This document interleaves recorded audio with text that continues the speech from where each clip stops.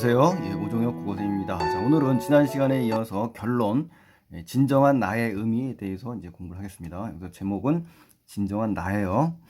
자, 첫 번째 이제 인간에 대한 지식, 그 다음에 나에 대한 지식, 그러니까 인간과 나라는 거. 여기 따옴표 찍힌 걸로 봐서 강조가 돼 있죠. 이 본질적이고 진정한 나를 의미하는 겁니다. 그래서 이러한 지식의 특징이 과연 뭔지 봅시다. 그러므로 자, 이런 접속어도 살펴보셔야 됩니다. 앞 문단과 어떤 관련이 있는지를 따져야 되는데 인과니까 앞에 원인이고 뒤에 결과, 이 부분이 결과라는 거잖아요. 그러니까 시험 문제 이게 나올 때 네모넣기가 나오거나 요걸 근거로 문단을 막 흐트러 놓고 고르는 문제가 나오거든요, 여러분. 순서를. 그러니까 그런 측면에서 이 접속어 상당히 중요합니다, 여러분. 나는 누구인가라는 질문은 인간은 무엇인가라는 질문과는 다른 차원이다. 그러니까 근본적으로 서로 다른 그런 의미다라는 것을 이야기하는 겁니다. 그래서 인간이 무엇인지 안다고 해서 나를 아는 것은 아니라는 거죠. 그래서 인간을 아는 지식과 나를 아는 지식이 동일한 성질도 아니기 때문에 그렇다는 거예요. 그렇죠?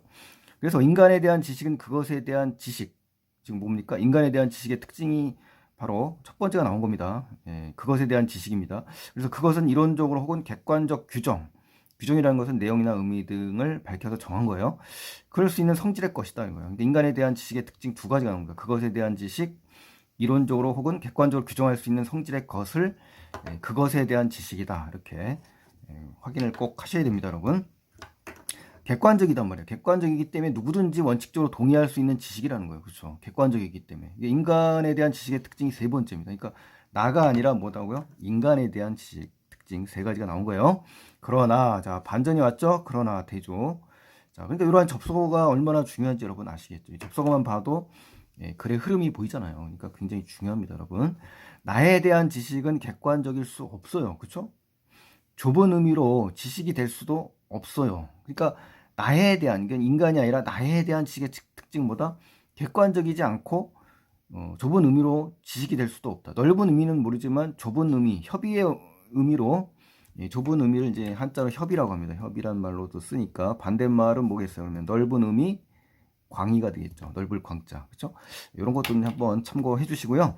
좁은 의미로 지식이 될 수는 또 없다. 그러니까 결국 뭡니까? 광의적인 지식에는 해당될 수 있을지언정 좁은 의미로 지식이 될 수 없다는 겁니다. 그래서 그것은 지식 이상이요. 그렇죠? 지식 이상이라고 하지 않습니까? 지식이 일으킬 수 없는 인격 전체가 동원된 거라는 거예요. 그러니까 인격 전체가 동원돼야 되고 또 힘과 반응을 불러일으킨다는 겁니다. 그러니까 나에 대한 지식의 특징 두 번째가 나온 거죠. 그렇죠? 힘과 반응, 또 효과, 그렇죠?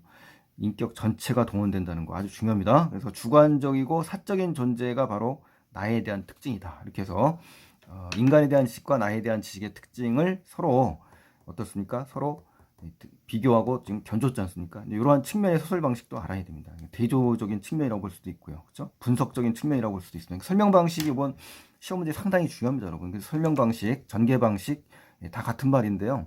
이 설명 방식이 무조건 시험에 나오고요. 그래서 여러분 독해에 있어서 굉장히 중요합니다, 여러분. 중요해요. 그래서 뭐 예를 든다든가, 그렇죠? 예시, 또 정의, 또는 뭐 분석, 그렇죠? 그 다음에 인과, 아주 중요합니다. 인과, 원인과 결과, 뭐 때문이다, 뭐 이런 말이 나오면 인과예요. 그래서 그러므로 이런 거. 그 다음에 대조, 비교, 뭐 이런 식의 그 설명 방식, 유추, 막 이런 것들, 비유, 이런 거 굉장히 중요합니다, 여러분. 아셨죠? 예. 두 번째, 진정한 나가 되기 위한 조건은 뭐냐? 진정한 내가 되기 위해서는 첫째로 어때? 다른 사람이 있어야 돼요. 그렇죠? 혼자서는 안 돼요. 타인이 있어야 돼요. 그리고 그 사람과 나와 너의 관계를 맺어야 된다는 겁니다. 그러니까 나와 그것의 관계가 아니라 뭐라고요? 너의 관계라는 거예요. 너의 관계. 그러니까 이러한 전제 조건 두 가지를 반드시 알아야 돼요. 다른 사람, 타인이 있어야 되고 나와 너의 관계. 아셨죠? 동등의 관계, 차등의 관계가 아닌 이러한 그 주체와 주체의 관계가 되어야 된다는 얘기입니다. 주체와 객체의 관계가 아니라. 자, 6번째 페이지로 가겠습니다, 여러분. 자, 우리가 진정한 나가 될 수 있다는 것은 너가 될 수 있는 다른 사람이 있기 때문입니다. 타인이 있기 때문에. 그렇죠. 그 사람과 나와 너의 관계를 맺기 때문에 가능한 거예요. 그렇죠? 그래서 관계라는 말 꼭 기억하셔야 됩니다. 그래서 진정한 나가 될 수 있는 조건은 다른 사람이 있기 때문이고 그 사람과 나와 너의 관계. 그렇죠? 나와 그것의 관계가 아니라 나와 너의 관계라는 거. 다른 사람이 존재하지 않거나 존재하더라도 나에게 어떠한 반응도 보이지 않는다. 그렇죠? 그러면 진정한 관계가 이제 형성될 수 없는 거예요. 그래서 이제 자신의 이 주위를 둘러봐야 되는 거죠. 가볍게 지내는 사람들의 가까이에 있는 사람들, 이 주변인들, 그렇죠? 여기서 이제 시험 문제 나올 수도 있는 겁니다. 여기서 보니까 떠오르는 시가 있어요. 김춘수의 꽃이라는 시가 있는데요. 예, 나에게 이름을 불러다오 하면서 나에게도 그에게 의미가 있는 존재가 되고 싶다. 뭐 이런 이야기가 있잖아요. 그러니까 김춘수의 꽃이 상당히 맞아떨어집니다. 이 내용하고. 그래서 같이 연계해서 시험에 출제될 수도 있다라는 거 다시 한번 기억해 주시기 바랍니다, 여러분. 자, 나는 상대방에게 너인가 아니면 그것인가. 그리고 상대방은 나에게 너인가 그것인가. 이렇게. 나가 상대방의 너가 되고 상대방이 나에게 너가 되려면 어떻게 해야 돼요? 나 너의 관계 이전에 나와 너의 관계 이전에 주체와 객체의 관계부터 형성해야 된다. 이 말은 틀리죠. 주체와 객체 관계로 하면 안 됩니다. 그렇죠? 나와의 너의 관계가 돼야 된다는 얘기죠. 그래서 이렇게 낚이시면 안 된다. 이게 시험 문제는 이렇게 해서 변형을 가해서 함정을 팝니다. 그러니까 여러분께서는 독해할 때 본문을 온전히 읽을 수 있는 능력을 키우셔야 됩니다, 여러분. 그러니까 그러려면 어떻게 해야 돼요? 반복적으로 정밀하게 보셔야 됩니다, 여러분. 문제를 많이 푼다고 해서 되는 게 아닙니다, 여러분. 본문을 얼마나 정성껏 제대로 분석했느냐, 그 이후에 문제를 보는 게 훨씬 더 변형 문제에 강해집니다, 여러분. 변형 문제를 풀기 위해서 공부를 한다 그러면 오히려 시험을 못 볼 수가 있습니다. 수능도 마찬가지예요, 여러분. 그러니까 변형 문제에 너무 몰입하지 마시고요. 본문에 몰입하셔야 돼요. 그렇죠? 변형 문제를 오히려 변형을 가하다 보면 본문이 사라져 버려요. 그렇기 때문에 본문이 더 탄탄해야 된다는 거 다시 한번 말씀드립니다, 여러분. 자, 선봉호의 나는 누구인가라는 제목입니다. 나는 누구인가. 그래서 이제 마무리가 됐고요. 글쓴이가 말하는 진정한 나가 될 수 있는 조건은 뭡니까? 너가 될 수 있는 다른 사람이 있어야 되고 그 사람과 나와 너의 관계를 맺어야 된다. 자, 이렇게 해서 두 가지 전제 조건, 나와 너의 관계, 너가 될 수 있는 다른 사람. 아셨죠? 만약에 이걸 나로 바꾼다든가, 그렇죠? 아니면 이거를 그것으로 바꾼다든가, 막 아니면 나와 나의 관계라든가 이런 식으로 얼마든지 변형이 가해집니다. 시험 문제 그 하나의 단어를 놓쳐서 틀리는 경우가 왕왕 있기 때문에 조심하셔야 됩니다. 정확하게. 여러분 똑똑하시기 때문에 그런 일이 없을 거라고 믿고 다음 넘어가겠습니다. 인간에 대한 지식과 나에 대한 지식의 특징. 인간에 대한 지식은 뭡니까? 이론적으로는 객관적으로 규정할 수 있는 거예요.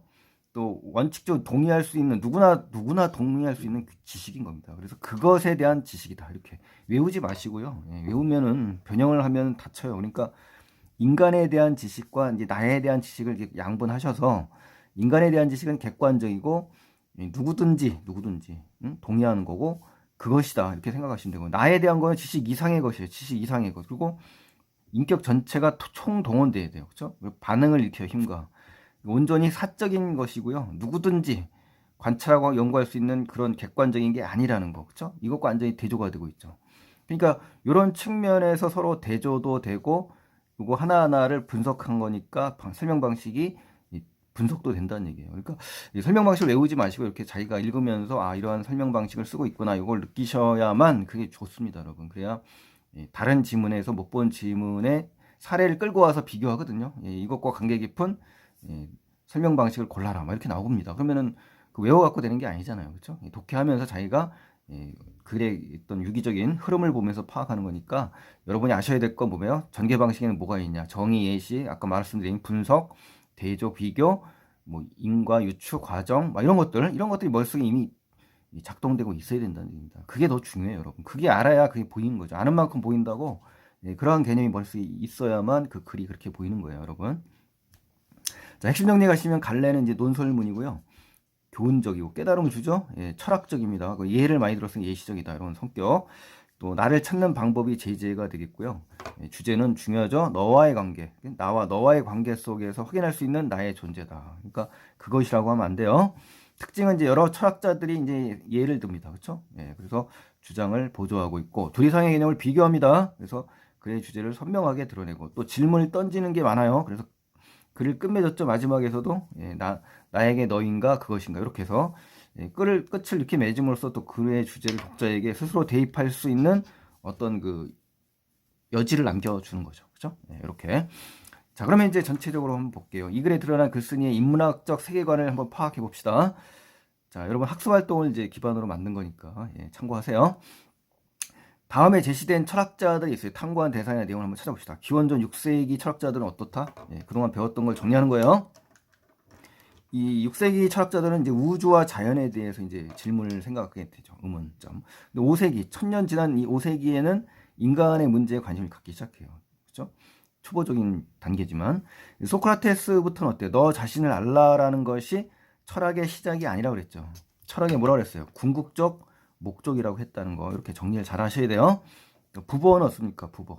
나를 중심으로 탄 다른 존재와의 관계 속에서 진정한 나를 발견할 수 있다. 그러니까 부보가 상당히 중요하죠. 주제와 접근하니까. 또 흉과 사르트르가 나오면서 어때요? 내성의 방법으로는 본질로서의 나를 찾을 수 없다라고 이야기하면서 인용이 됐죠. 칸트는 어떻습니까? 철학이 제기하는 가장 중요한 질문은 뭡니까? 인간이란 무엇인가라는 질문을 꼽는 데요. 인간이죠, 인간. 나가 아니라. 그렇죠? 이러한 철학자 또 시대사 이런 것들을 정확하게 기억하시면 좋겠습니다, 여러분.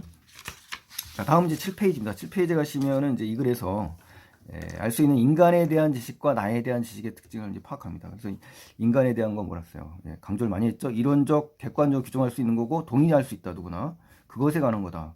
나에 대한 겁니까? 지식 이상이 있고 인격 전체가 총동원되고 힘과 반응을 불러일으키고 온전히 사적인 것으로 누구나 관찰하고 연구할 수 있는 지식이 아니라는 겁니다. 그리고 객관적일 수 없다는 거예요. 그렇죠? 그러니까 아닌 겁니다. 이거는. 그래서 정확하게 이 두 개를 정리를 잘 하시면 좋겠습니다. 3번 글쓴이가 나에 대해 알아야 한다고 말한 이유는 뭡니까? 어떠한 대상에 안다는 것은 나의 생각을 거쳐야 되기 때문에 그래요. 그래서 나를 알아야 세상이 의미가 있고 가치가 있는 것도 알 수 있기 때문인 거죠. 그렇죠?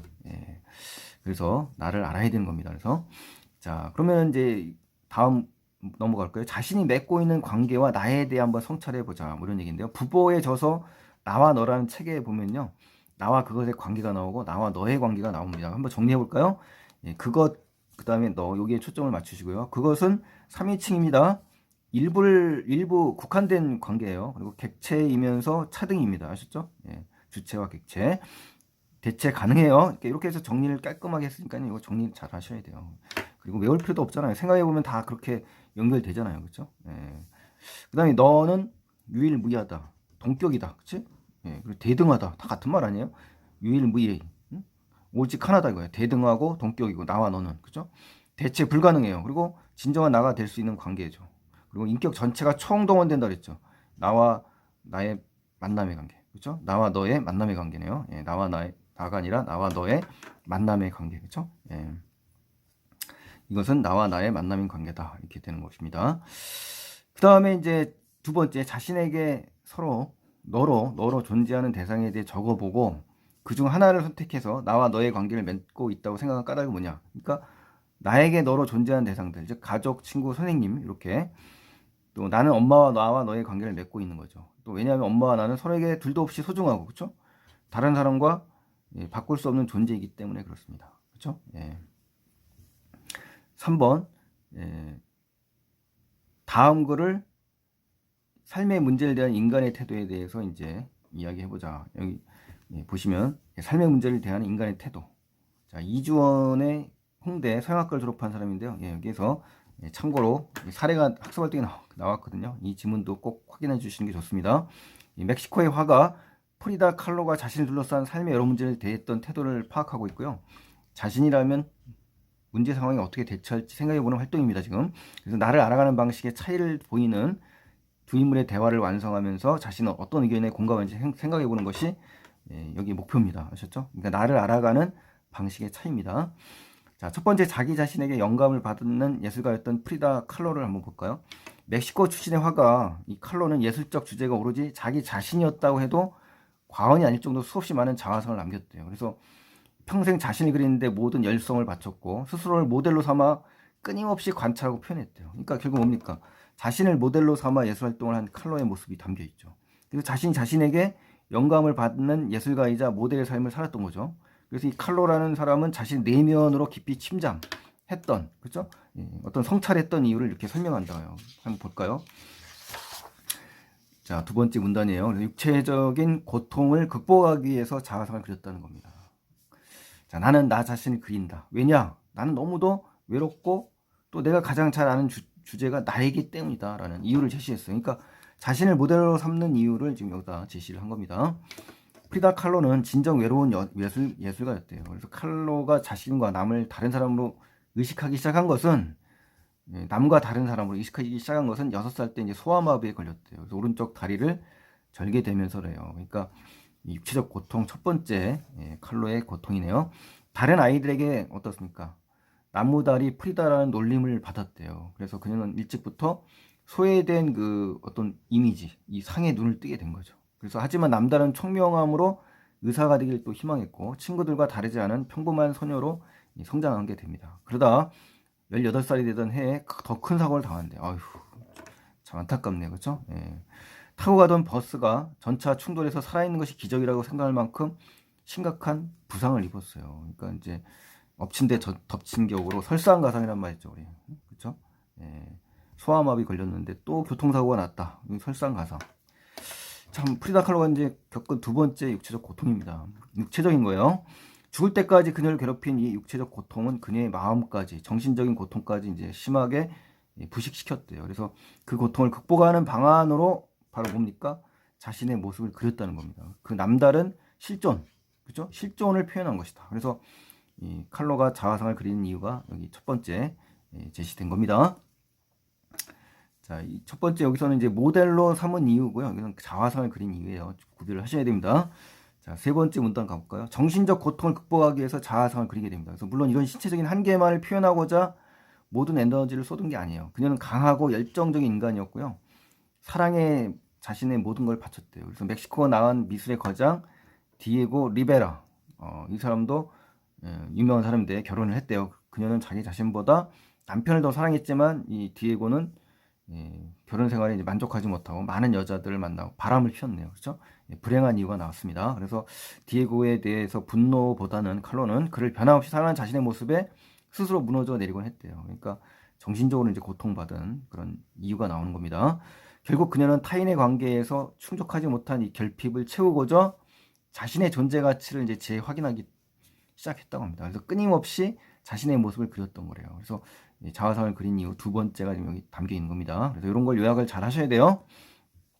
자, 네 번째입니다. 깊은 울림을 주는 이제 프리다 칼로의 자화상입니다. 이 자화상은 치열한 에너지가 담겨 있고요. 뜨거운 사랑 그리고 통렬한 아픔으로 한 시대를 살았어요. 이 여인이 숭고하면서도 감동적인 기록으로 남아 있다고 합니다. 그러니까 프리다 칼로의 자화상에 대해서 평가를 내린 거죠. 그렇죠? 자화상을 통해서 자신의 정체성을 날카롭게 파헤쳤대요. 또 그리고 이 그림은 여전히 우리에게 깊은 감동을 주고 있다. 그런 얘기네요. 그렇죠? 그래서 화가와 모델이란 그래서 인용을 한 겁니다, 여러분. 여러분 학습 활동에 나온 그런 그 보조 지문이니까요. 참고로 꼭 보시는 것도 좋습니다. 해심년이 가면 이제 설명문이고요. 분석적인 성격이고 해석적인 성격이 강합니다. 그래서 프리다 칼로의 인생이 나왔고요. 자화상이라는 주제를 갖고 설명했습니다. 그래서 삶의 문제를 대하는 인간의 태도를 지금 파악하는 겁니다. 특징은 이제 자화상을 그린 이유를 밝히기 위해서 프리다 칼로의 인생을 지금 분석한 겁니다. 알기 쉬운 문체를 사용해서 독자의 이해를 도왔습니다. 이렇게 설명 방식의 특징도 알고 계시면 좋겠고요. 다음 이제 9쪽으로 넘어가시겠습니다. 9쪽에 가시면은 자, 매력적인 오답 피하기 연습인데요. 여러분 이거 잘 하셔야 되겠죠? 중심 화제입니다. 나와 다른 존재와의 관계를 통해서 나의 의미를 분석한다. 이건 맞는 겁니다. 나와 다른 존재예요. 나를 발견하는 방법의 변천 이거 아닙니다. 나를 발견하기 위한 철학자의 노력도 아니에요. 인간은 무엇인가에 대한 근원적인 질문에 대한 해결도 아닙니다. 이 중심 화제가 나와 너 그리고 그것을 통한 철학적 사회의 한계 이것도 아닙니다. 그러니까 중심 화제는 요거 하나입니다. 나와 다른 존재의 관계를 통해서 나의 의미를 설정한다. 자, 매력적인 오답에 낚이시면 안 되고요. 정확히 우리가 뭐에 대한 이야기를 하는 거냐 그러면 이겁니다. 이거. 나와 다른 존재와의 관계가 나와야 돼요. 그리고 나의 진정한 의미 이렇게 꼭 기억하셔야 됩니다. 아셨죠? 그 다음에 두 번째 윗글을 읽고 추론해라 그랬을 때 나가 무엇인지 알아야 우주, 자연 이런 걸 알 수 있다는 거 맞는 거죠. 그렇죠? 나를 알아야 되는 거죠. 또 기원전 6세기 철학자들은 어땠죠? 인간이란 무엇인가에 대한 질문을 가지지 않았죠. 그렇죠? 인간에 관심이 없고 신과 우주의 관계만 의문을 갖게 됐으니까 틀린 겁니다. 이건 아는 겁니다. 그러니까 맞는 거예요. 나와 너의 관계는 주체와 주체의 동격 관계이기 때문에 너는 나가 될 수 있다. 예, 그렇죠. 나와 너의 관계는 주체와 주체의 관계예요. 그렇죠? 나와 너는 주체와 주체의 동격 관계이기 때문에 너는 나가 될 수 있는 겁니다. 자, 헷갈리니까 꼭 기억하셔야 돼요. 어려워요. 그렇죠? 예. 흉과 사르트르는 마음의 눈으로 자신을 들여다보는 방법이 매우 어렵다고 생각해요. 그렇죠? 이게 뭐 내성이죠, 내성. 나와 너의 관계와 나와 그것의 관계에서 나는 본질적으로 같은 존재다? 이거 아니죠. 같은 존재가 아닙니다. 그것이 나오기 때문에. 예. 조심하셔야 돼요. 이렇게 어렵습니다. 이 단어 하나 때문에 틀리는 경우가 많기 때문에요. 조심하셔야 돼요. 자, 윗글읽은 독자의 반응은 뭐냐? 나는 관계를 맺는 대상에 따라 바뀌는 존재라고 볼 수 있죠. 그렇죠? 자, 나와 엄마는 나와 너의 관계를 맺고 있음을 알 수 있죠. 너와 나의 관계입니다. 자, 나는 이제 가변적이라는 얘기예요. 이거 맞는 거예요. 나와 그것의 관계는 자, 그것이에요. 주체와 객체, 그죠? 주체 객체이자 차등이죠, 차등. 자, 이거 조심하시고 나를 알기 위해서 어때? 우리 자신만을 들여다보아서는 안 되죠. 스스로 알 수 없죠. 그렇죠. 학급 친구를 통해서 진정한 나를 찾기는 불가능하다? 가능합니다. 아셨죠? 네. 자, 그 다음에 네 번째입니다. 윗글의 글쓴이와 이제 프리다 칼로를 비교하고 대조 분석해라. 자, 이것 때문에 이제 학습 활동을 한 건데요. 잘 보세요. 중요합니다, 이거. 윗글의 글쓴이와 달리 칼로는 어때요? 나라는 존재 그 자체에만 온전히 집중한 거 맞죠? 자화상을 그린 거죠. 또 윗글과 달리 프리다 칼로는 어때요? 탐구 대상으로서의 나를 파악하는 데 행위의 어려움을 토했다. 어렵지 않다고 그랬죠. 예, 틀린 겁니다. 칼로는 자신의 내면과 외면의 조화를 위해서 조화 아닙니다. 그쵸? 예, 조화가 아니에요. 자, 그 다음에 이제 칼로는 다른 사람을 통해서 나의 실체를 파악하는 것을 긍정했다? 아니죠. 다른 사람이 한계가 있기 때문에 자기 자신에 집중을 한 거죠. 그러니까 이거 틀린 겁니다. 윗글의 글쓴이처럼 프리다 칼로는 마음의 눈으로 자신을 들여다보는 탐구 방식을 긍정했다? 예, 이건 틀렸습니다. 왜냐하면 윗글의 글쓴이는 그게 아니었죠. 그렇죠? 예, 내성으로 예, 진정한 나를 볼 수 없다고 했기 때문에 다른 점입니다. 그래서 이런 것들이 시험에 나오면 아주 어렵습니다. 그리고 중요합니다. 꼭 나올 수밖에 없어요. 고난도 문제에서. 헷갈리지 않습니까, 여러분? 그래서 지금 이 시간을 통해서 완벽하게 정리를 하셔야 돼요. 또 칼로는 나가 누군가에 대한 답을 가장 자신이 잘하는 주체인 자기 자신에서 찾았죠. 그렇죠. 자화상을 그렸죠. 그래서 왜 칼로가 자신의 자화를 그렸는지 알 수 있었죠. 이유 두 가지 나왔죠. 또 본문의 글쓴이와 칼로가 다른 점은 뭡니까? 나는 누구인가에 대한 답변을 주변 사람들에게서 찾은 겁니다. 그렇죠? 칼로는 자화상이니까 자기 자신에게 찾았지만 글쓴이는 나와 너의 관계에서 찾은 거잖아요. 그러니까 이건 맞는 겁니다, 여러분. 칼로는 내성의 눈으로 자신을 들여다보면 자아를 탐내다. 그렇죠. 칼로는 내성의 눈이고 본문은 내성의 눈으로 볼 수 없다고 그랬어요. 한계가 있다 그랬죠? 칼로는 자신의 내면 세계를 어떻습니까? 바깥 세상과의 관계 속에서 조명하고자 노력했죠. 틀렸습니다. 그렇죠? 관계가 아닌 겁니다. 칼로는. 자, 이 관계에 주목한 게 아니라 자기 내면 세계를 더 집중해서 했다라는 걸 아셔야 될 것 같고요.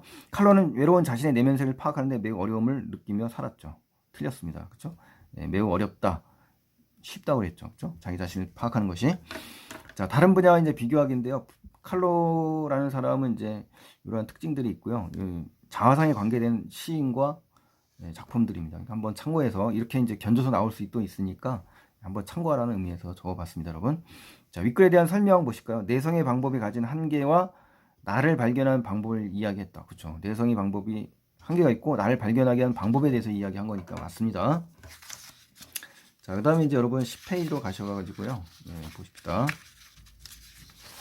자, 마지막 페이지네요. 자, 사르트르의 입장에서 마룻바닥은 본질로서의 나를 찾아낼 수 있는 유식의 용달샘이다. 이건 아닙니다. 예, 마룻바닥이 용달샘이 아니에요. 또 마음의 눈으로 자신을 들여다보는 방법이 나를 연구하는 유일한 방법이다. 아닙니다. 유일한 방법이 아니에요. 나는 그 존재를 정확히 집어낼 수 있는 대상으로 누구든지 관찰하고 아니죠. 그렇죠? 틀렸습니다. 또 사물의 가치를 이해하는 나이며 내가 맺을 수 있는 진정한 관계는 주체와 객체가 아니라 주체죠. 주체. 그렇죠? 틀렸네요. 결론에 이제 나타난 인간과 나에 대한 지식의 특징 다시 한번 정리해 볼게요. 인간은 그것에 대한 지식이다. 그렇죠. 인간은 그것에 대한 지식이고 인간은 원칙적으로 동의할 수 있는 지식이죠. 나는 인격 전체가 동원된 힘과 반응을 불러일으키는 거 맞습니다. 그렇죠? 나는 객관적일 수 없고 좁은 의미로 볼 때 지식이 될 수 없습니다. 그리고 나는 너와의 관계 속에서 형성되기 어렵습니다. 자, 이건 틀린 거예요. 형성될 수 있습니다. 그러니까 여러분 조심하셔야 돼요. 지금 틀린 거 찾기입니다. 예, 이게 틀린 거예요. 자, 나와 그것, 그 다음에 나와 너의 관계. 다시 한번 정리해 볼게요. 어려우니까. 나와 그것은 국한적이에요. 유한하고 차등의 관계고 대체 가능하고 유한합니다. 이렇게. 얘는 어떻습니까? 인격 전체고 주체와 주체의 동격 관계고 유일한 존재고 유일무이하고 유일한 존재다. 이렇게 구분을 하셔서 정확하게 확인을 해주시면 되겠습니다. 비교 대조로 아주 잘 쓰였죠. 자, 그래서 오늘 지난 시간에서 수고 많이 하셨고요. 굉장히 까다롭고 어렵습니다. 여러분 변형을 가하면 굉장히 어렵기 때문에 변형이 될수록 기본 글을 제대로 파악하시고 정확하게 정리해 주시는 것이 더 중요하다라고 말씀드리면서 오늘 강의 마치겠습니다. 여러분, 다음 시간에 또 뵙겠고요. 구독 안 하신 분들은 구독 버튼 눌러주시고 좋아요 버튼 눌러주시면 대단히 고맙겠습니다. 감사합니다.